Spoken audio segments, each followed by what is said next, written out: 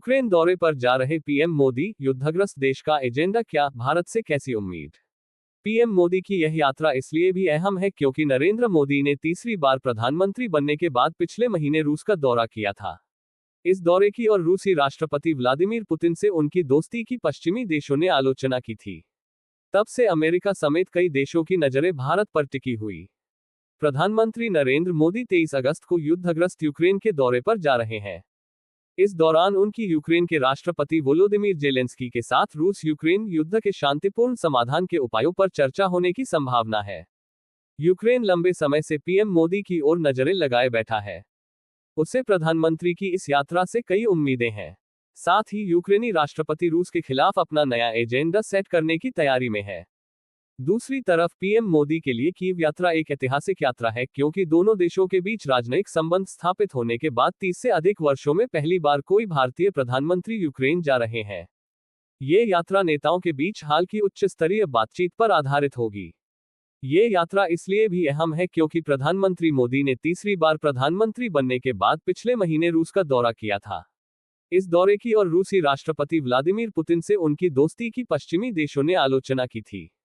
पश्चिमी देशों ने यह भी मांग की थी कि पीएम मोदी मॉस्को दौरे पर यूक्रेन पर हमले की निंदा करें, लेकिन पीएम मोदी ने ऐसा नहीं किया और रूस यूक्रेन युद्ध पर संतुलित रुख अपनाया। दरअसल भारत इस जटिल मुद्दे का समाधान शांतिपूर्ण तरीके से करने का हिमायती रहा है। यूएन में भी जब जब यह मामला उठा है तब भारत ने या तो उससे अपने को दूर रखा है या संतुलित रुख अपनाया है। भारतीय विदेश मंत्रालय ने भी इस पर साफ साफ कहा है कि भारत ने दोनों देशों के बीच सुसंगत स्थिति बनाए रखी है कि कूटनीति और बातचीत से ही इस संघर्ष रूस और यूक्रेन के बीच का हल निकल सकता है और जिससे स्थायी शांति स्थापित हो सकती है, इसलिए बातचीत बहुत जरूरी है। बता दें कि रूस के साथ ऐतिहासिक दोस्ती होने के बावजूद भारत ने रूस यूक्रेन युद्ध पर तटस्थ रुख बनाए रखा है। मॉस्को पर पश्चिमी देशों के आर्थिक प्रतिबंधों के बावजूद भारत ने रूस से व्यापार जारी रखा और दूसरी तरफ यूक्रेन को आवश्यक दवाएं और सहायता देना जारी रखा है। प्रधानमंत्री ने इसी साल जून में इटली में जी शिखर सम्मेलन के दौरान यूक्रेन के राष्ट्रपति से मुलाकात की थी।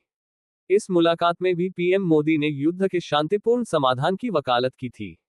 यूक्रेन न सिर्फ रूस युद्ध के मामले में भारत से सकारात्मक सहयोग की उम्मीद लगाए बैठे हैं, बल्कि द्विपक्षीय और बहुपक्षीय सहयोग के लिए भी भारत की ओर नजरें गड़ाए हुए हैं। उम्मीद है कि इस यात्रा के दौरान दोनों देशों के बीच आपसी व्यापार से संबंधित कई अहम दस्तावेजों पर दस्तखत किए जाएंगे।